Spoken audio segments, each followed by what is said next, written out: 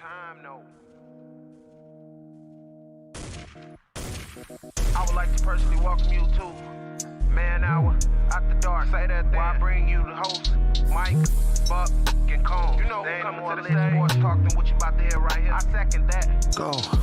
You know that it's us when we talking about sports. Giving you facts on the field to the core. Tune in, we need the support. 1 hour too short, then listen some more. Oh no, your station not dropping no music. Starts like Adidas, but Nike just do it. Down 4 in the 4th, we go for the win. Michael 2 seconds, we taking it in. Buck, Mike, and Combs, you know what's going on. Man, now we're After Dark, no LA, we the big spark. No 4th and inches won't cut short. Got the best talking, it's all sports. Buzzing more than buzzer beaters. We coming live all through your speakers, go.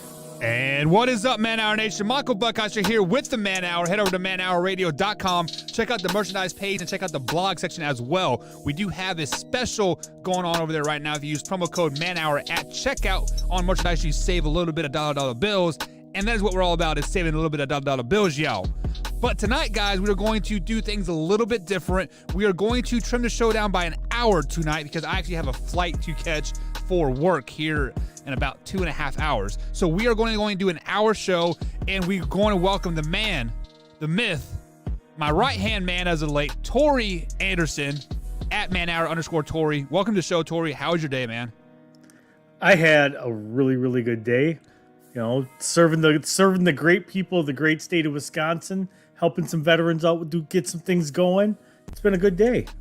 Well, did you get stand up on your date this afternoon, or no, we were going to go last night. So you canceled, right? So you canceled. No, today we couldn't do it because he was heading back today.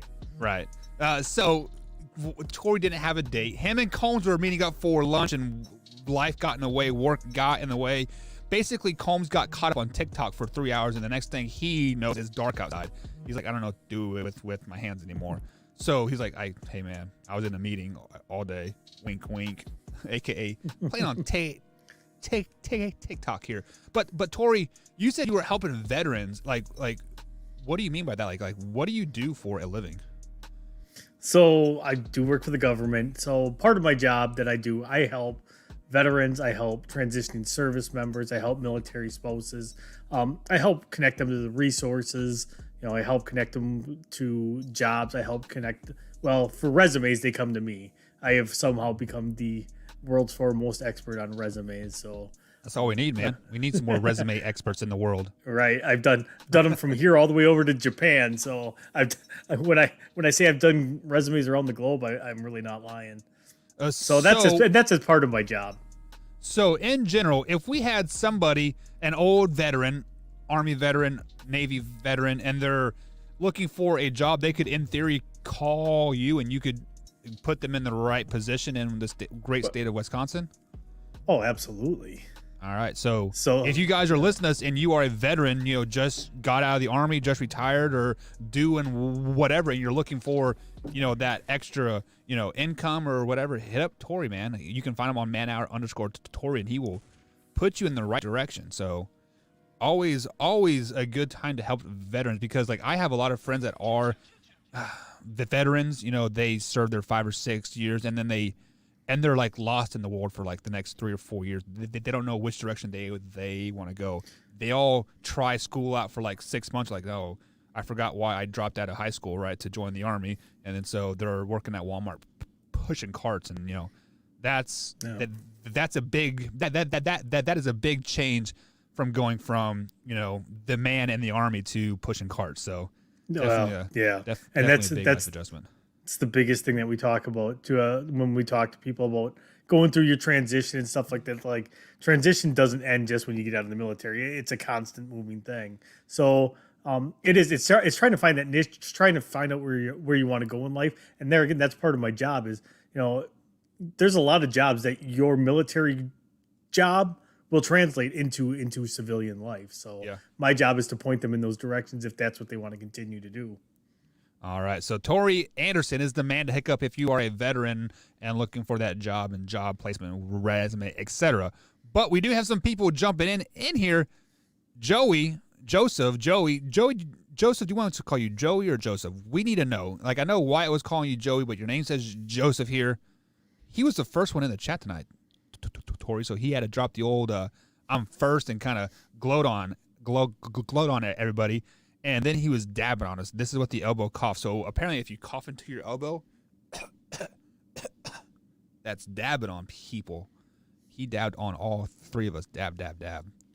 And then we got Miss Nana coming in. Well, she says, hello, family. Hello, Miss Nana as well. Hope you're having a great night. And, of course, Drew is in here as well, as always, joining us. So, Tori, let's go ahead and jump into some sports talk here because we do have a shortened show here tonight. We have about 55 minutes left to fill here.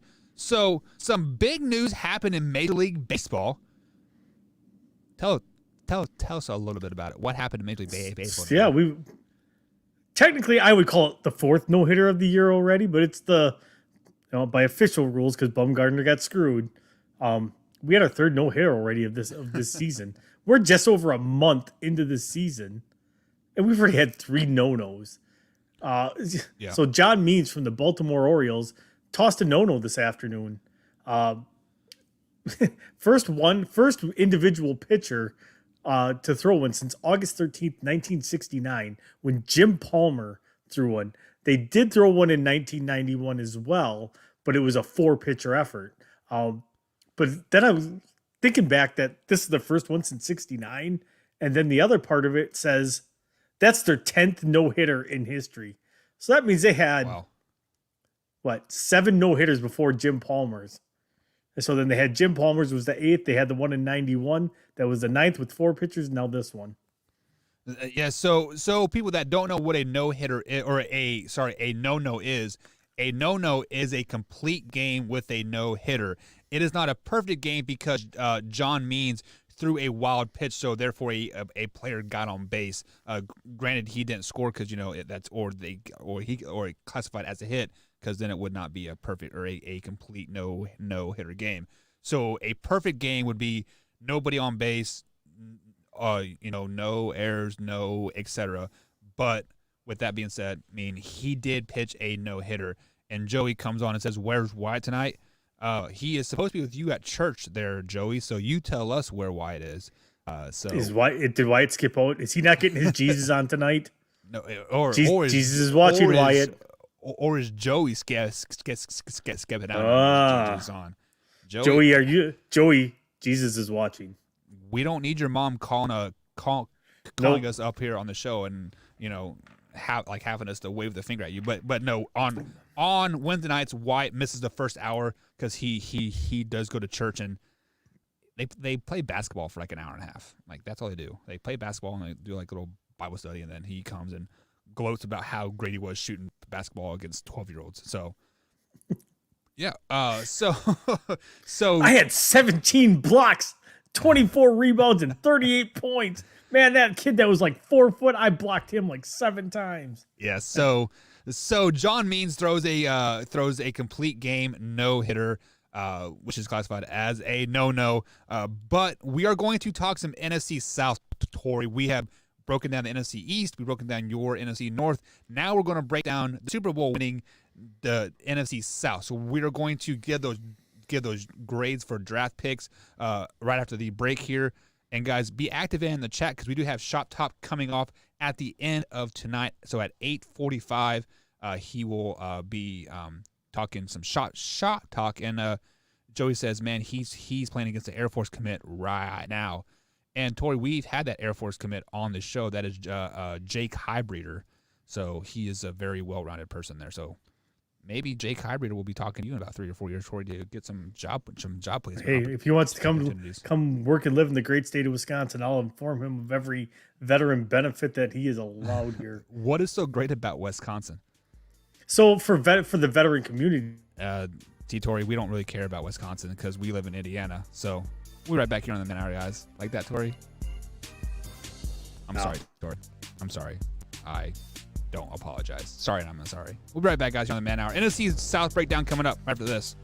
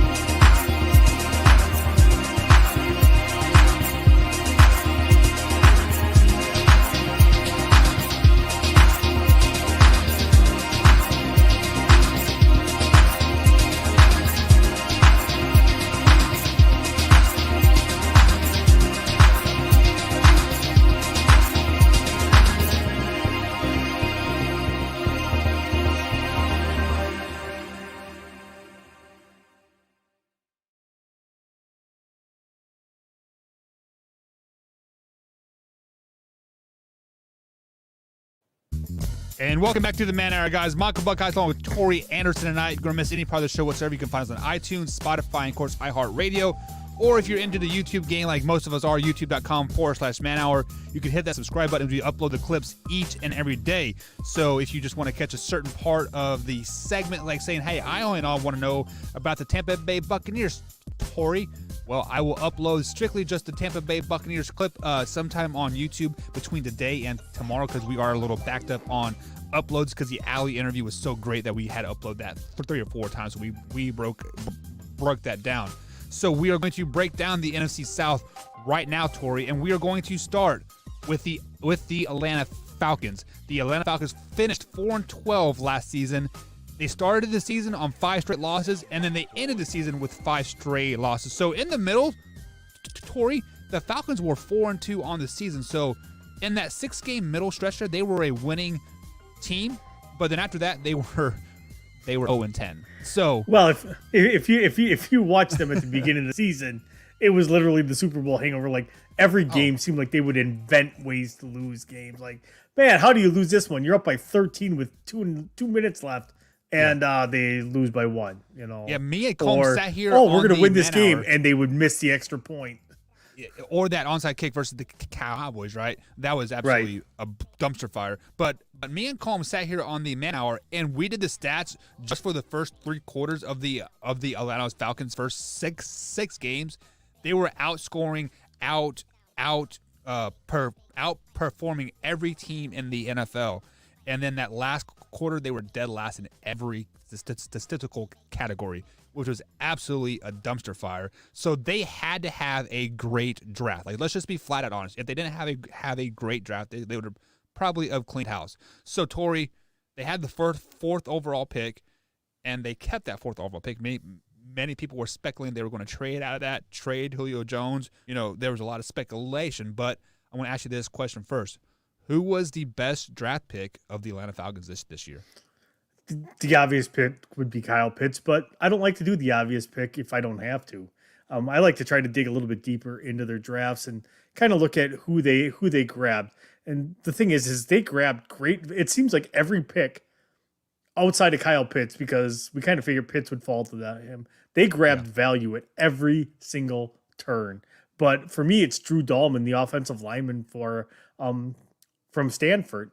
You know, he's an NFL ready center. He's going to probably be one of the better centers in the league. You know, it's a 4th round pick. You don't usually grab immediate starters in the 4th round. And this guy will probably come in and be a day 1 starter for them. So for that pick for him to fall to them in the 4th round and to get a guy that's probably going to be a Pro Bowl, caliber type, amazing. To me, that's probably the best pick that they had outside of Kyle Pitts in this entire draft.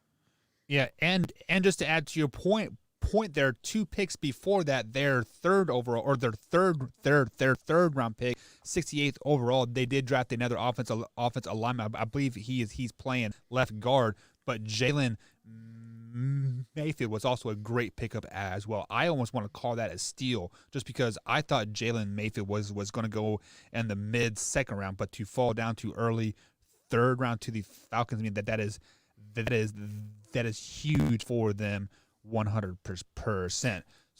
Good. And there again, for him, it's going to come down to coaching. The biggest knock on him is his handwork and his footwork are a little clunky. It's not real smooth. He tends to get up a little bit too high, so he can be pushed a little bit. So, with him, I can see that. But there again, the frame is there and the body of work is there. It's a matter for him cleaning up the techniques. Do you think that is most of the line coming out of college, just because they've been so much bigger than everybody else for like so long that their technique just needs to be tweaked a tad bit? So these OTAs and like mini camps are huge for these of linemen, so they're ready to start week 1. I think it's honestly, it comes right down to your coaching, no matter what. I mean, look at the Alabama Crimson Tide. 4 of their 5 offensive linemen got drafted. Right. The Wisconsin Badgers consistently turn out offensive linemen. You got schools like Michigan, it turns out, Penn State. Obviously, like a lot of the Big Ten schools turn out Iowa offensive linemen because they're almost all road graders. So even if you can only run block, they can teach you to pass block. Right. Yeah. I mean, like, honestly, passing blocking is the more technical sound thing, and like run blocking, you just run straight forward and mow over fools, right? And just look for the next guy up. So on the flip side of the coin, where there's always a good pick, there's always a bad pick. So who was the worst pick for the Atlanta? There again, looking at their draft, it's really hard. It's like I said, they got good value almost up and down. I'm going to go with the cornerback from Boise State, Avery Williams. He's only 5'9". I don't think they're going to look at him too much to actually play cornerback because he is very, very raw. He's only played the position for a few years. And he's kind of one of those project guys. But his bread and butter and what he's going to do to make the team is going to be as a return specialist. That's going to be the key to success early on for him in the NFL. If he can develop, his technique as a corner, yeah, he could probably be a pretty decent corner. But right now, when you're a 5th round pick, usually a 5th, 6th, 7th round pick, nothing's guaranteed except your signing bonus. Right. You're not guaranteed to even make that team. So, if he can do that and he can be dynamic, he's got a chance to make a really good name for himself. But I'm not a big fan of the pick just based off of his height alone. To me, he's a 5th round, one trick pony, kickoff and punt returner at this point. That's still pretty high to draft a guy to be that specialized.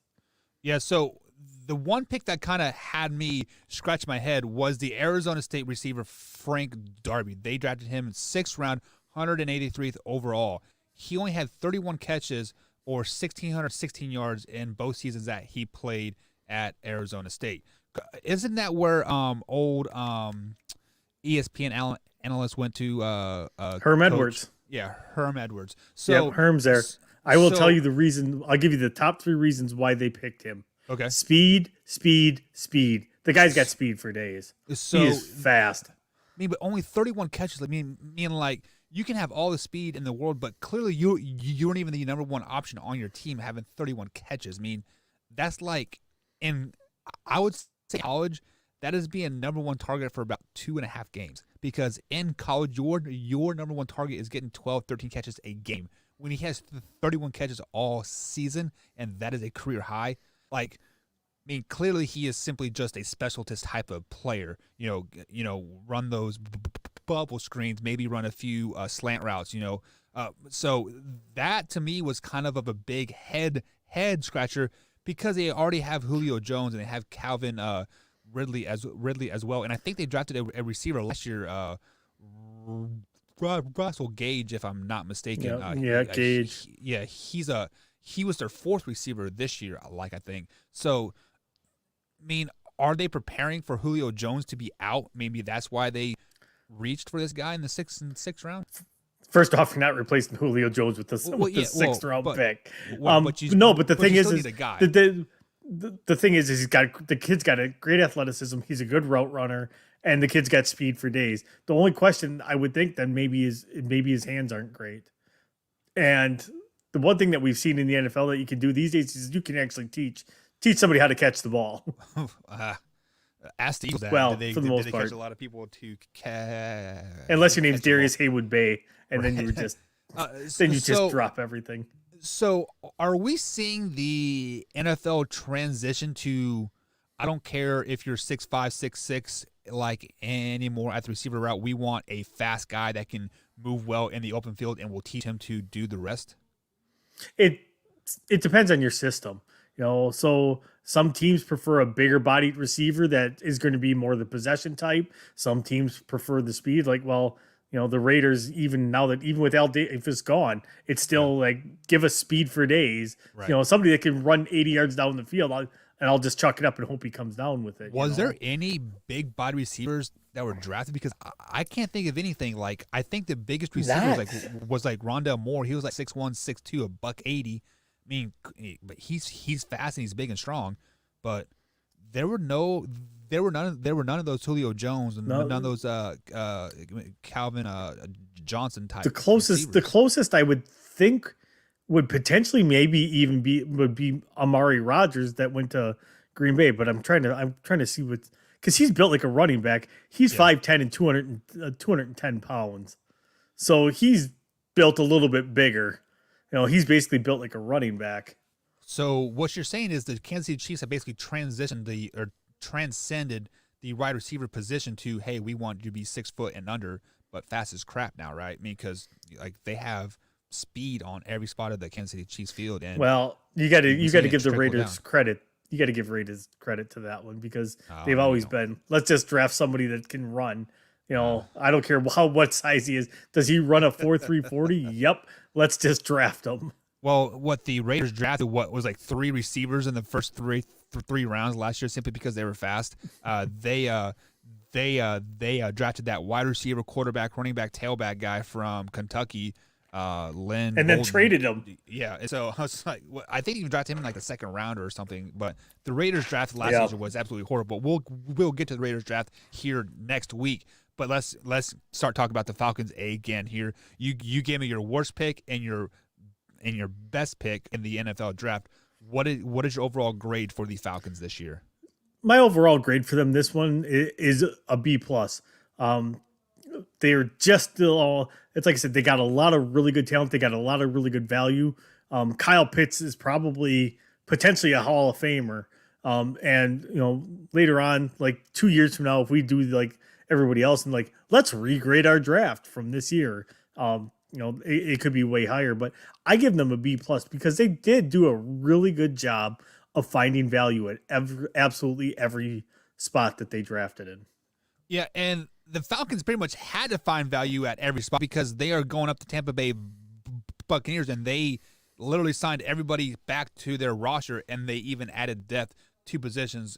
So we'll get to their draft next here.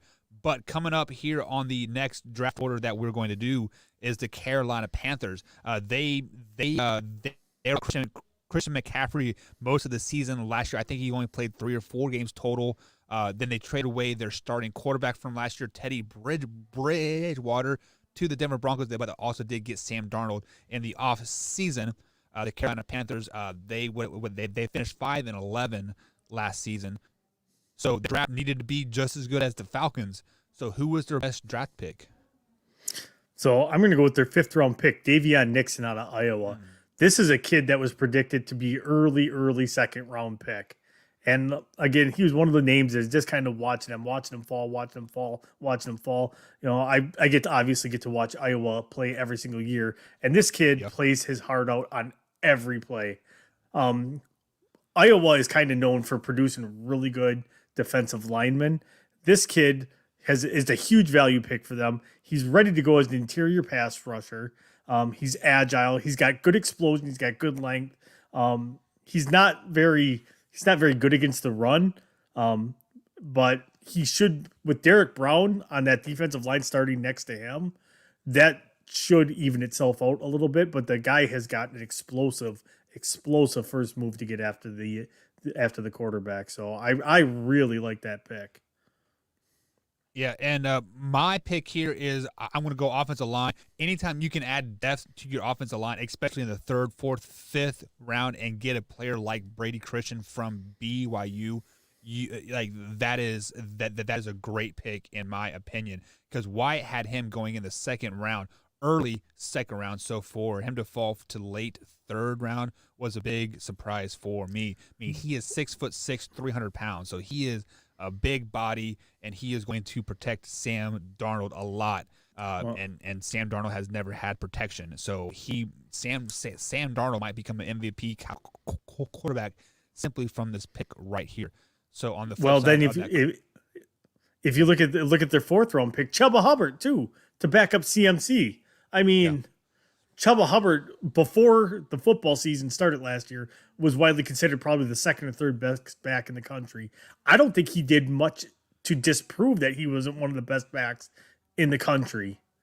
Though he had the little tiff there with the coach, but and said he'd sit out. But and I think if anything, that may have been what hurt him. But he's another really good pick for them. They went after value at almost all positions too, except for their worst pick. Who is their worst pick in your eyes? So for me is their 3rd round pick, Tommy Tremble. Tommy Tremble, the tight end out of Notre Dame. You picked a guy that's basically just essentially, he's a blocking tight end. You used a third round pick on a guy that is a blocking tight end specialist. Like his specialty is blocking. He's not that great of a receiver. He does flash a little bit. He's not going to be a burner. He's going to be the quick 3 steps in or 3 steps in out, underneath. He's going to be the fourth option underneath guy if he even gets that far. I just think that they took him way too high. And for a guy that hasn't been known for his receiving, I can't really justify using a third round pick on a guy like that. Yeah, and before I give you my thoughts here, we need to give out shout out to Joe's mama. Joe's mama is here in the chat. See, Joe, we told you should have gone to church. See, now your mama's in here checking in on you here. But you're actually giving a player. I am looking at the rest of their draft. Yes, they added depth where they already had talent, but they did not address the biggest need the Carolina Panthers did not. They lost a great linebacker, and their linebacking core was thin and suspect at best most of the season, and they did not address that need at all. So every other pick that they had, the tight end, they really didn't need Chuba Hubbard. Yes, he is a great pickup, but they already had CMC, and then the guy that played all last year for CMC, his I don't know. Yeah, Mike Davis is gone though. Mike Davis signed with Atlanta. Right, but I mean, so. But I agree. Yeah, they did nothing to address their linebacker. They addressed their secondary, right, but they did nothing to address their. So they drafted corners, they drafted defensive linemen, but neglected their linebacking core. So I don't know. They might have guys that they're comfortable with. So yeah, well, they might be they might be Brian Gutekunst here and go, I think we're good. Yeah.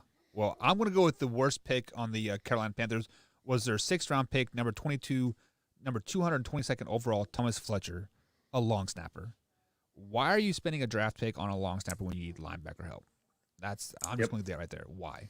I was kind of torn between him and Tremble because I'm looking again. Because yesterday I can't dock everybody that drafts a long snapper. Yeah, you can. I did it yesterday. Still a 6th round pick. But there again, like we talked about yesterday, generally those guys are undrafted. You can usually pick them up off of the street.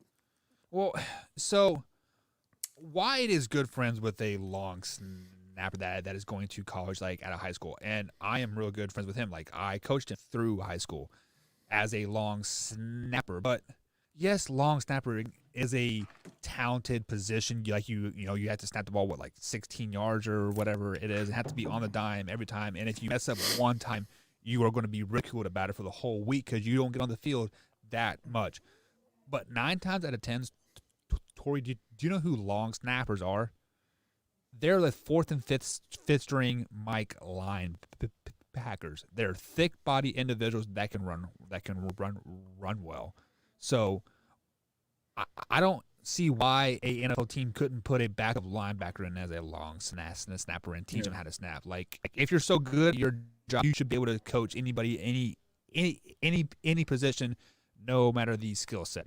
But I'm going to digress on that because I don't want to get too worked up tonight.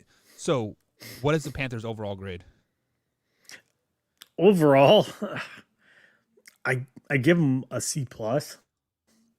They're again, nothing great, nothing too terrible. Like J.C. Horn was a great pick. They got good value with Terrence Marshall in the 2nd round. They got good value with Christensen. I'm not a fan of the Tremble pick. Good value with the Chuba pick. Yeah. But then after that, all the way down to their 7th round, outside of Davion Nixon, it's like I'm not super impressed. I get what they're trying to do. I just don't know if it's going to work. So, and they addressed everything but their linebacker need. So, if you do that, their grade would be a little bit higher if they would have addressed their linebacker need. Even if it was a later round pick. Yeah, and you say you see what they're trying to do. I don't see what they're trying to do at all. They're trying to add depth to positions that they already have skilled players in there. Starters for going into 2021 season, and they did not address the obvious need in the linebacking spot. So with that being said, you gave them a C+. I got to be critical. I got to be hard. This is a D. This is one of the worst drafts in the NFL. They get a D because first of all, I don't JC Horn when like we were doing the live the live show here, you and Wyatt were both kind of shocked. You're like, really, JC Horn that high? Because I believe you guys had him going down in the mid first round, right? Early second round. So no, I actually kind of thought he would end up in Denver, which would have been the very next pick. Yeah, but still not. I don't know, but I got to give them a D.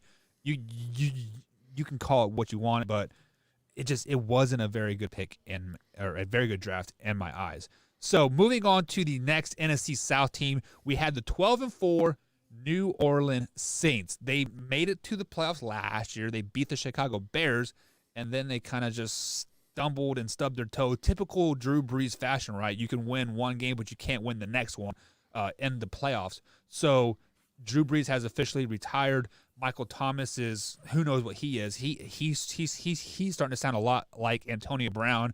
Alvin Kamara is not a big fan of the 17-game season. So the Saints kind of seem in disarray, but they did sign Taysom Hill to $140 million per-year deal, which is a lot of fluff, but because it is mainly a lot of incentive-based pay. It's basically 1 year contract at a time. Yeah, and I think he's only guaranteed like $1 million or $2 million, but there's a lot of fluff on there. And then they do have a top 10 quarterback in Combs' eyes as Winston there. Oh my word! So with that being said, I mean the team is still pretty good. Minus Drew Brees, they're still a pretty good team. So they needed just to add depth to their team, I think, in the draft. So Tori, who is the best draft pickup that they had this year? I'm going to go with Pete Werner in the second round, the linebacker out of Ohio State.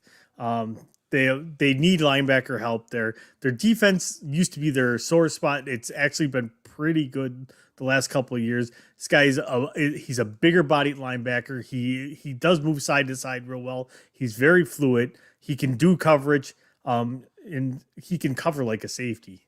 So that is huge in today's NFL. But then he can come up and hit you in the jaw like Ray Nitschke could. So this kid kind of has it all. He tested really well at the combine as well.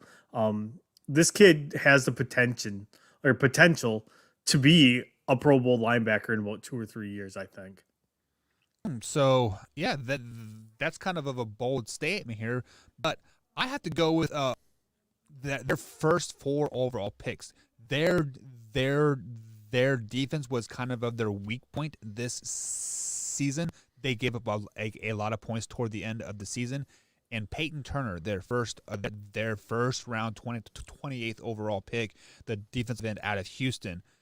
We sat here and we were kind of shocked. We're like, really? This guy?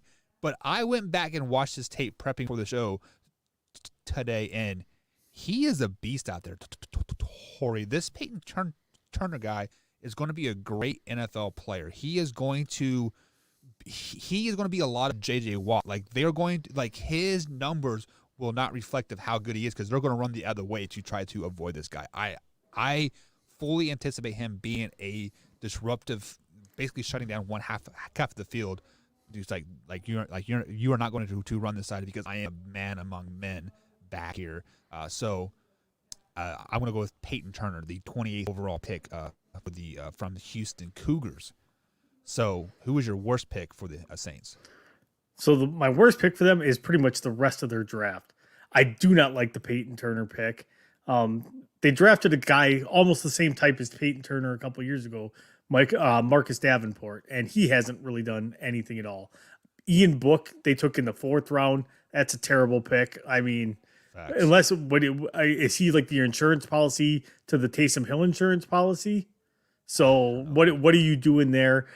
Wasn't a big fan of the Landon Young pick. There again, they didn't have a ton of picks in this draft either. They only had, they did have a 5th round pick, but they only had 1 pick in each round as well.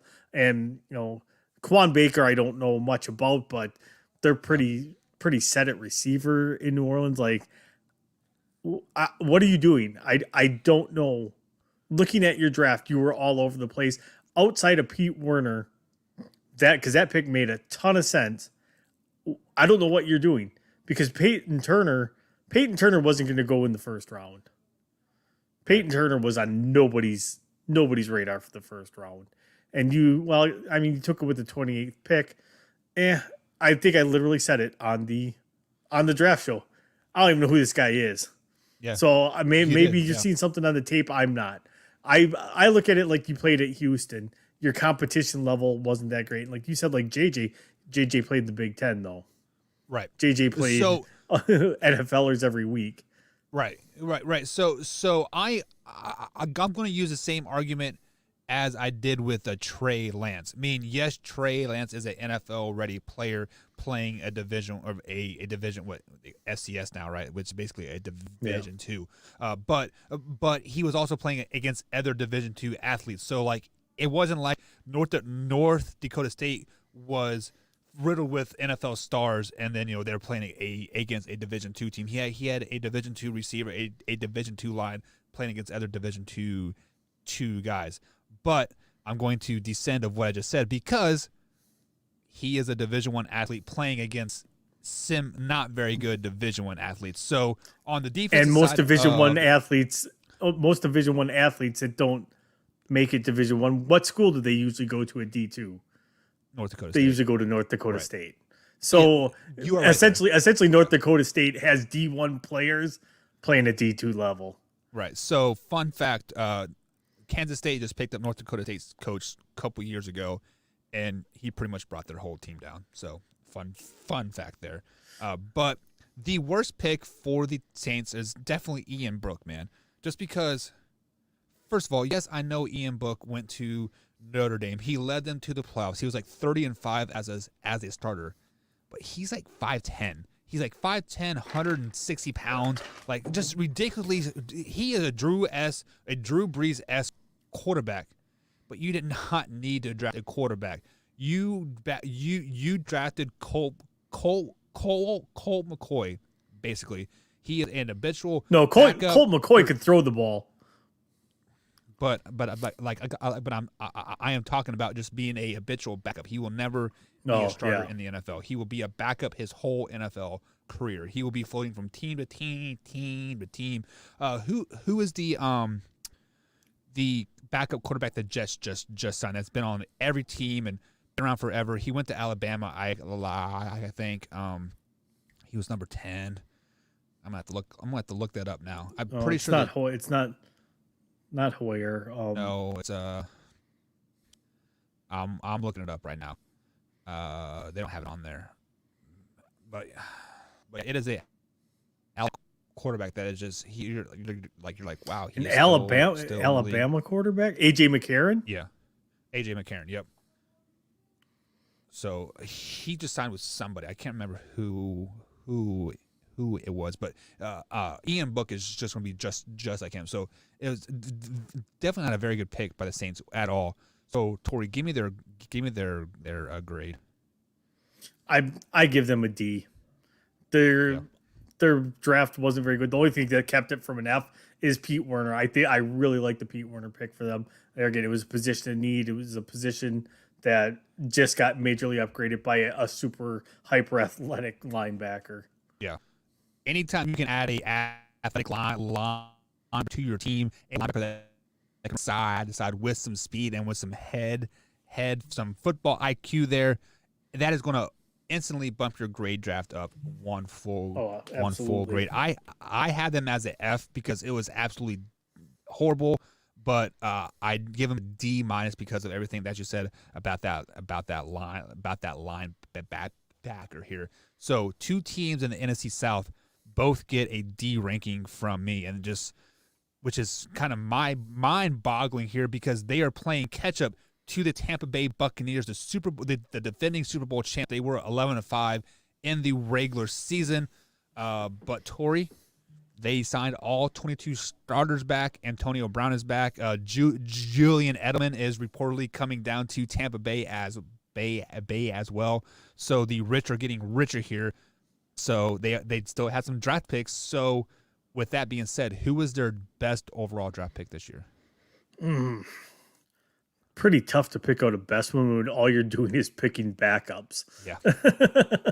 I'll go with Robert Haney though out of Notre Dame.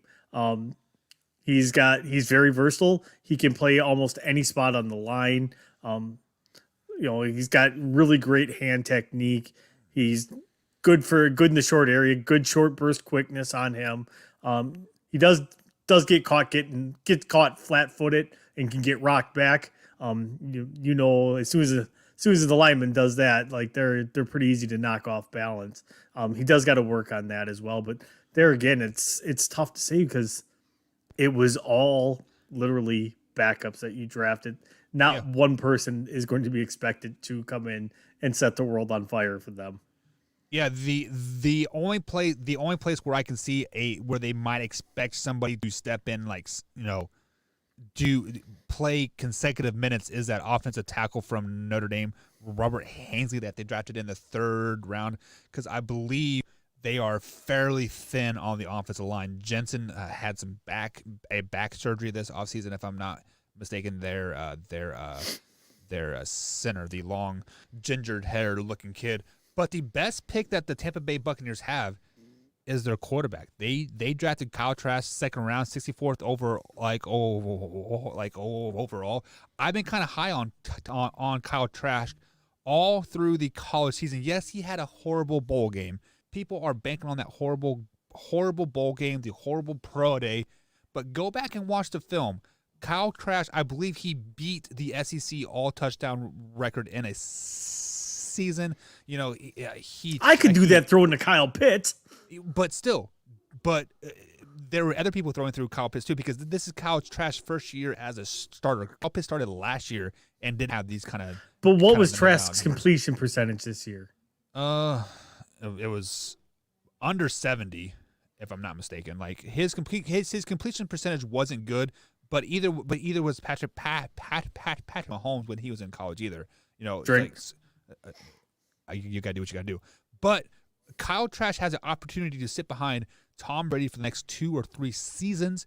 Byron Leftwich is really starting to explode as a great offensive coordinator, as a great offensive mind. And Byron Leftwich is learning from Tom Brady too. So when you get an opportunity to sit behind a great quarterback, i.e., your boy Aaron Rodgers sat behind Brett Favre for 3 or 4 years. He came in the league and he lit the world on fire. I can see Kyle Trask doing the same thing. This is a great draft pick by the Tampa Bay Buccaneers because, for one, they needed a backup, and 2, this guy is going to do great things. So on the flip side of that, Tori, who was their worst pick? So I'm going to go right back to Kyle Trask because I think Kyle Trask was their worst pick. So I am not a Kyle Trask fan. I have not hid that at all. I think he's too inaccurate. I don't think he's that good of a quarterback. I think the talent on the Florida Gator team made him look way better than he is. I do not see his game translating to the NFL. He's got average arm strength. He's got average athleticism. Nothing jumps off the board at him, and he's not accurate. So therefore, in the NFL, I think he's going to throw a lot of interceptions when he does get to play. So I am not a fan of that pick. If they would have been a 3rd round pick, I'd have been like, okay. Okay. Granted, they took him with the last pick in the 2nd round, but right. So who else threw a lot of interceptions at Tampa Bay?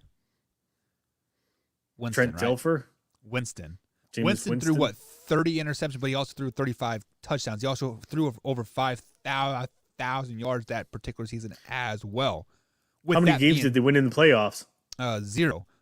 But with that being said, that same exact Winston, that same exact guy that threw those 30 interceptions and 35 touchdowns, Brandon B.C. Combs says he is a top 10 quarterback in all of NFL. So it's because Brandon's a Bears fan and has brain damage. What you got to do, you got to think like Combs here. You got to put your hand over the interception numbers and look at the 35 touchdowns and look at the 5,000 yards that he threw for. Kyle Trask is going to be just fine. So my worst pick for the Tampa Bay Buccaneers is the wide receiver from North Texans. I don't know who he is. I haven't watched any film on him. He is 5'9", 160 pounds. The couple highlights tapes that I saw of him, I was not impressed. And if you are not impressed from a highlight tape, you did something wrong.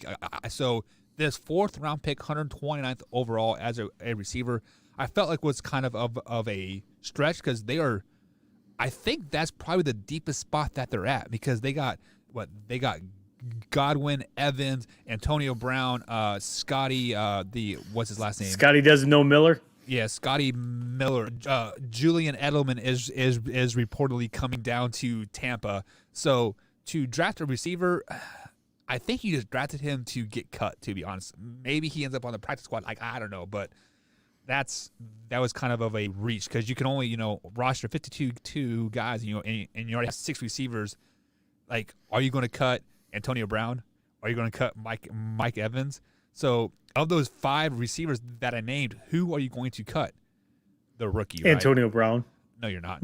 You are not going to cut Antonio Brown. Tom Brady will have a heyday with that. So, well, the thing is, though, is he is a gadget type player, though. So not that Arians runs a ton of gadget plays, but mostly because Brady's calling the offensive plays. So yeah, right. So what grade do you give the Tampa Bay Buccaneers draft? I give them a C. Nothing great, nothing terrible. Like, they drafted backups. They drafted for potential need. They drafted for the future. I mean, it's an amazing position to be in when you don't have to reach or fill a need wherever you think you got to go. So they could draft best player available at that point. And that's kind of what they did. Yeah, and except for Trask. Oh, come on, man. So with that being said, since they drafted the best available player more or less on the board, I got to kind of give them a B+ because you can't go wrong when you're drafting the best available player on the board. It's just you are adding depth to your position. You're getting your team better for next year. Like, let's say, who is that linebacker that locked down, or that cornerback that locked down Tyreek Hill all Super Bowl long? Let's say he gets a sprained ankle week 3.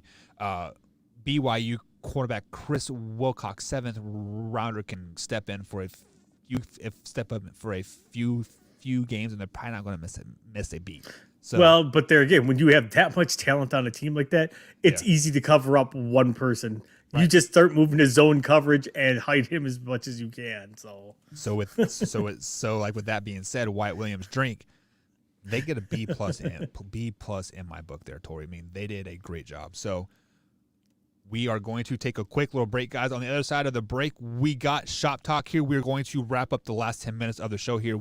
If you guys have not heard, we are cutting the show short tonight because I got to make it to work. I am flying out, doing some working all night, working all day, then be back here for the show tomorrow. So we're going to wrap it up so I can get packed and get on the road. So, Tori, we got some Shop Talk coming up here on the other side of the break. So bring up something that you want to talk about, or if you're in the chat, let us know as well. We're back, guys, here on the Man Hour.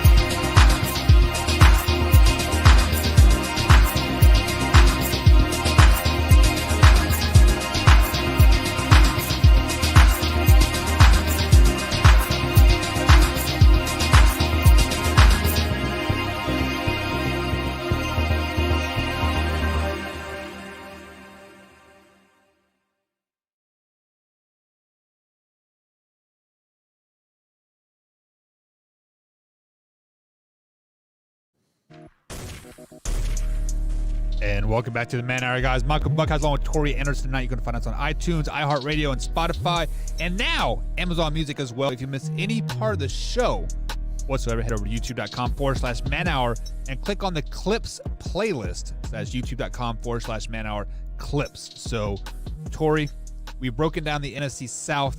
We've gone through the East, we've gone through the North, and tomorrow we're going to go West to complete our NFC draft grades here.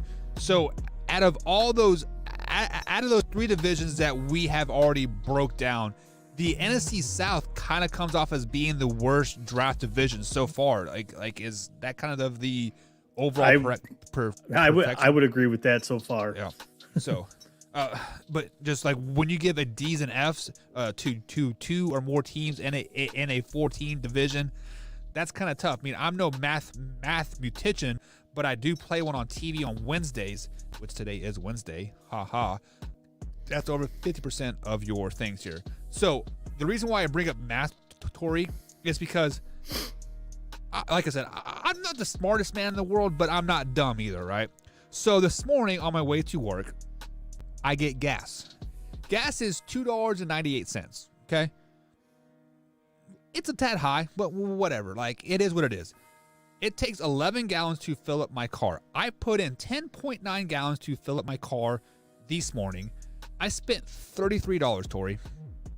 Like I said, I'm no mathematician, but how does $2.98 with 10.9 gallons equal $33? Because their pumps are off and you should report them. Well, that's a violation of Ways and Means right there. Yeah, I mean, just like I'm sitting there scratching my head. So, like I go to work at 4 o'clock in the morning. So I'm like, maybe I'm just not quite seeing it right. So like I rub my eyes, splash some water in my face when I get to work, and I'm going to the bathroom. And do you know how many liters are in a gallon, Tori? How many liters are in a gallon? Yeah, 4 liters in a gallon, right? So on the urinal, I'm taking a pee, and I noticed that it's like it says 3.8 liters per flush / 1 gallon. You just said there's 4 liters in a gallon. So how do you get 3.8 liters equals 1 gallon? So like, come on, man. Like, is it 3.8 liters or is it 1 gallon? Get it right? Like, see. So now I'm questioning life. Like, now when we go out to eat tonight for supper for Cinco de Mayo, I'm looking at my receipt, and like I am questioning, like, is this calculator right? Like, so I'm doing the math like in my head, I'm like, okay, like it is right. Do you ever question anything like that, Tori? Like, or are you a faithful person and just like, what, the bill is right, I'm not even going to look at it and just pay it? Like, here. Usually I just pay it. So, but I've gotten good with numbers the older I get. Yeah. Just because I used to. Wiser? Right. Well, because I used to work a ton of overtime, obviously, when I would travel and stuff like that. So I could figure it out to usually within about 15 cents of what my check would be, depending on how much overtime I had. So that's why I really like the Japan flights, because by the time we landed, we got checked into the hotel, like in that day it started.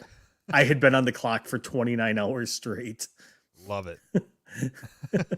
You are cheating the system there, Tori, just a little bit. But it is government work. But so Drew comes out and says that ESPN said that Tom Brady tweeted the only reason why Edelman is retiring is because he too was scared to tell Bill that he wants to come to Tampa. Huh. Is that any think that's true? Do you think they're scared to tell Bill to shove it? I don't think so. If you're that scared of your coach to like not openly express yourself, there's something wrong with that situation. That's like having the abusive boyfriend that you don't want to anger because Right. You'll get hit, but and then it's your fault. So that would be that'd be a toxic relationship type thing. Yeah, I don't know. If I'm scared to tell my coach that I'm leaving or like I want to go to a different team, I would probably not be playing for that team very much longer. Let's just be flat out honest, because there's a certain level of respect that you have to have as a player-coach relationship, right? Like to give respect type Right. thing. But all right, Tori, we're going to wrap up the show here tonight. Like I said, guys, we're only doing an hour. I got a flight to catch. We'll be back tomorrow, full force, all three of us, all 2 hours, breaking down the NFC West. Who is that? That is the Cardinals, 49ers, Seahawks, and I always forget the other team, Cardinals, right? No, Rams. Yeah, Sorry, Rams. Cardinals, Rams, Niners, and Seahawks. Yeah. So we'll break down their draft grades. We're going to sprinkle in a little bit of way or no way. We got Guess Who coming back up here on tomorrow's show as well. And Tori, what other game do you want to play? You want to play Liar Liar? We could do Liar Liar. Am I good? Yeah. Am I on tomorrow? Yeah, you're on Jesus, tomorrow. that'll put me on the whole week. Yeah, you are a full timer now. 100%. Welcome aboard. I need to renegotiate my contract. Yeah. Free or free? Free. Right. Or free. No. Free or free. What is that? There's How about a pair of short? Oh wait, I already got those. All right. Send us out, Tori. Man Hour Nation, rise up.